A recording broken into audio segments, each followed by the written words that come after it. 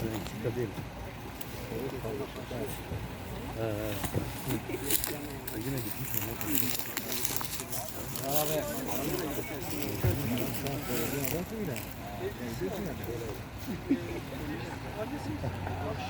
Şuna eksik olmuyor.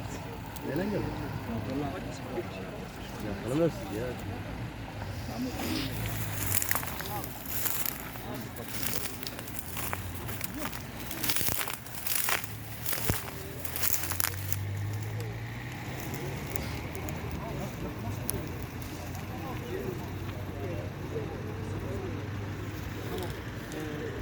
Ölüm muayenesinde santriyonun 2 ayda birinin girmesi lazım. Bu işler için o adamla da ilgiliyor.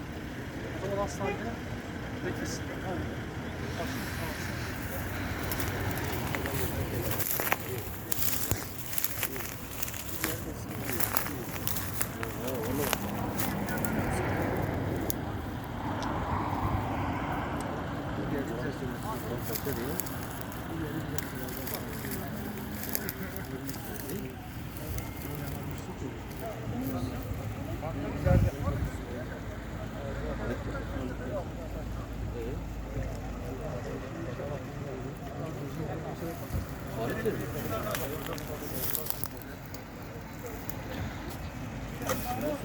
Bir dakika bir bekleyin. Bir fotoğraflamasını yapalım.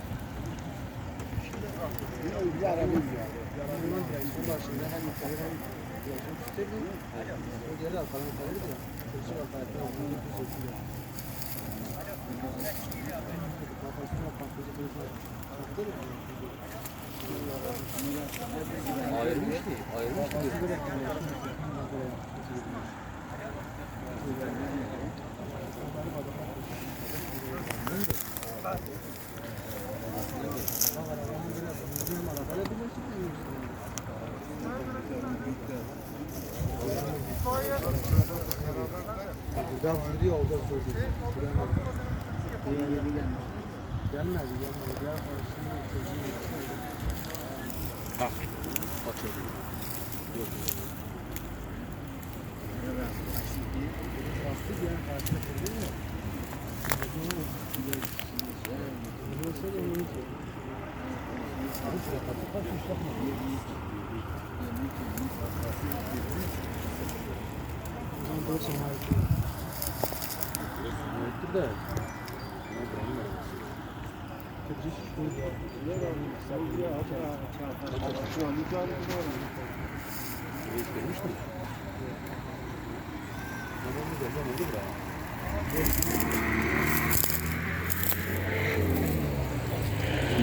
Yok başkan ne para tır atayım ne yapacağım ne yapacağım.